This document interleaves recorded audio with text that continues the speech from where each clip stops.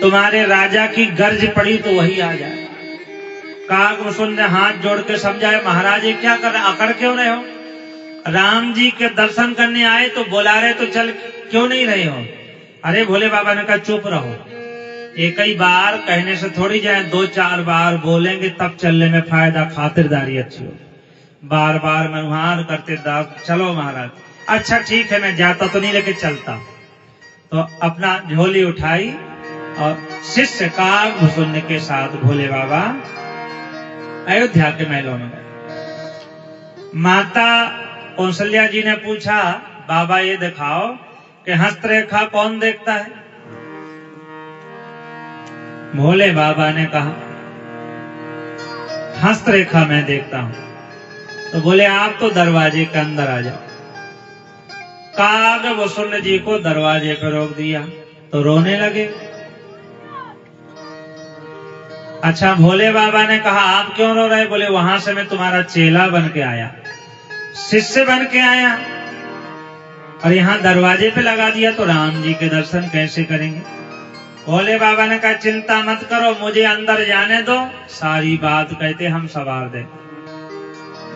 तो भोले बाबा गए और राम जी को देखा तो देखते ही रह गए, टकटकी लगा के देखते हैं। कौशल्या मैया ने कहा अरे बाबा, मेरे लाला के माऊ तो ऐसे आंखें फाड़ फाड़ कर नजर मत लगा दीजिए। तो भोले बाबा ने कहा अरे मैया, मैं हस्तरेखा तो देखता हूँ, साथ साथ में कहते मस्त रेखा, मस्तक की रेखा देखना भी आता है। तब तक राम जी गोदी में थे, माता की मुस्कुराने लगे। माने क्यों? मानो कहना चाहते ना ये हस्तरेखा देखने आए ना मस्तक की रेखा, मानो मुझे देखने आए हो। तो भोले बाबा कहते हाँ मैं आपको देखने आया। चैन नहीं पड़ा? बोले नहीं पड़ा चैन। तो राम जी को भोले बाबा ने गोदी में लिया। छोटे से राम जी हैं, बाल रूप में, छोटी छोटी बारीक पतरी रेखाएं हैं। भोले बाबा को ध्यान आया मेरा चेला कागभूषण तो दरवाजे पे लगे, इन्हें कैसे दर्शन हो? कभी ये साथ को देखते, कभी उस साथ को, बार बार। कौशल्या जी कहती बाबा बताओ मेरे पुत्र के भाग में क्या लिखा? क्या करें माता जी, मैं बूढ़ा हो गया, मेरी आंखें बूढ़ी हो गई, आंखों से ठीक से दिखाई नहीं पड़ता, चश्मा तो मैं अपना घर में भूल आया, तो हस्तरेखा कैसे? तो बोले मेरे चेला को लाओ। कागभूषण बोले मेरा चेला हस्तरेखा देखेगा, फलादेश मैं करूंगा। कागभूषण जी रो रहे थे। आदेश आया कि गुरुजी ने बुलाया तो प्रसन्न हो गए, नाचने लगे कि मैं भी राम जी का दर्शन कर लूं। अब कागभूषण जी हस्तरेखा देखते, भोले बाबा फलादेश कर रहे हैं। क्या कह रहे हैं? राम जी की हस्तरेखा में कहती क्या लिखा है? भोले बाबा बता रहे हैं कि बालापन रहे दोनों खेले नैनन के आगे। कौशल्या जी कहती क्या कहा? बोले बाल अवस्था में तुम्हारे नेत्रों के सामने रहेगा। अच्छा, दुनिया की हर माँ यही चाहती है कि बचपन में उसका बेटा उसके नेत्रों के सामने रहे। तो कौशल्या जी को हस्तरेखा अच्छी लगी तो बोले बाबा तुम्हारे मुख में घी शक्कर, कि बालापन रहे दोनों खेले नैनन के आगे। आगे क्या कहते? कि होते ही कुमार ऋषि कौशिक ले जावेंगे, होते ही कुमार ऋषि कौशिक ले जावेंगे। कौशिक माने विश्वामित्र नाम के एक ऋषि आएंगे, कुमार अवस्था में संग में ले जाएंगे। माता घबराने लगी। अरे राम, हमने तो सुना है कि जो ऋषि मुनियों के साथ में जाएं तो ऋषि बन जाते हैं, और आजकल कहते भी हैं बच्चा रोता है तो क्या कहते? विश्वामित्र जी तो एक ही बार राम जी को ले गए, लेकिन माताओं ने महात्माओं को बदनाम कर दिया। बच्चा चुप ना हो, बोले के चुप हो जा नहीं तो बाबा पकड़ के ले जाए। एक कहावत बना दी। एक बार एक महात्मा जी गंगा में स्नान करके आ रहे थे, तो एक माता जी, महाराज जी थोड़ा रुक जाओ। महात्मा सोचे कछु दान पुण्य करना होगा तो रोका। थोड़ी देर बाद में कहा आप चले जाओ। महात्मा जी बोले समझ में नहीं, आपने रोका क्यों है? बोले हमारा बच्चा है रो रहा था। तो बोली चुप हो जाओ, नहीं तो फिर देखो बाबा नहा रहे, पकड़ के ले जाए। और आगे तो अब यहां तक भी कहती चुप हो जाओ, नहीं तो बाबा खा जाएंगे। अब बताओ बाबा भोजन दाल भात खाएं के बेटे को? तो विश्वामित्र जी एक बार ले गए। उसी प्रकार कहते आजकल कहते प्रचलन हो गया कि बालापन रहे दोनों खेले नैनन के आगे, होती ही कुमार ऋषि कौशिक ले जावेंगे। माता जी घबराने लगी। फिर कहते एक कार्य इनसे होगा क्या? कहते गौतम ऋषि की पत्नी अहिल्या का उद्धार करेंगे, गुरुजी का यज्ञ पूरा करेंगे। मुनि संग जाई के मुनि यज्ञ रक्षा कर। हाँ बैठ जा बेटा। मुनि संग जाई के मुनि यज्ञ रक्षा करे, गौतम तिया को तारी जग में जस पावेंगे।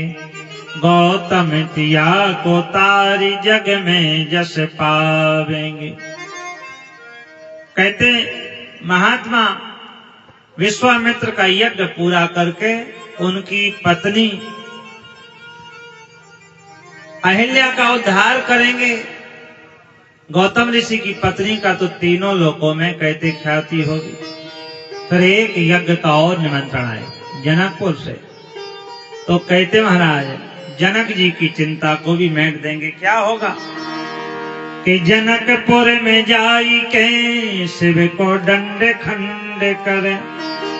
जनकपुर में जाई के शिव को दंड खंड कर, और जनक दुलारी को ब्याही घर लावेंगे।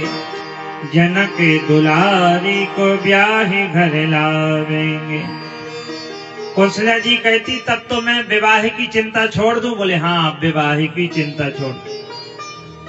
कौशल्या जी कहती तब तो विश्वामित्र जी 2 पुत्र मांगने आएंगे। मैं तो चारों ही को भेज दूंगी। 2 जाएंगे तो 2 के 4 होके आएंगे, और 4 जाएंगे तो 4 के 8 हो जाएंगे।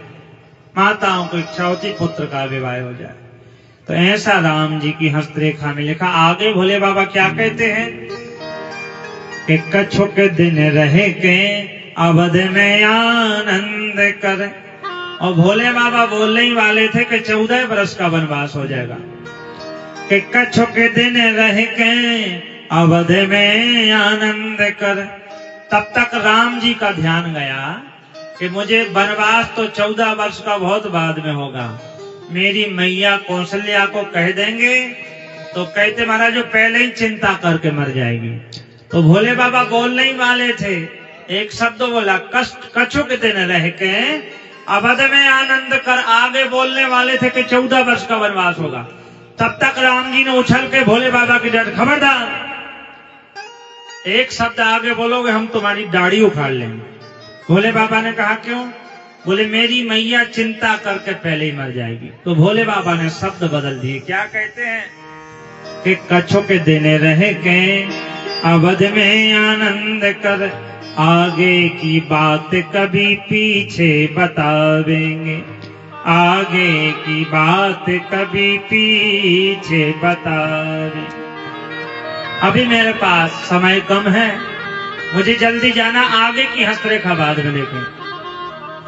तो भोले बाबा ज्योतिषी बन कर गए। ऐसे राम जी के दर्शन करके आए तो उमा को चोरी बताते हैं। और हूँ एक कहूँ निज चोरी। और हूँ एक कहूँ निज चोरी। सुन गिर जायति मति तोरी। सुन गिर जायति मति तोरी। और हूँ एक कहूँ निज चोरी।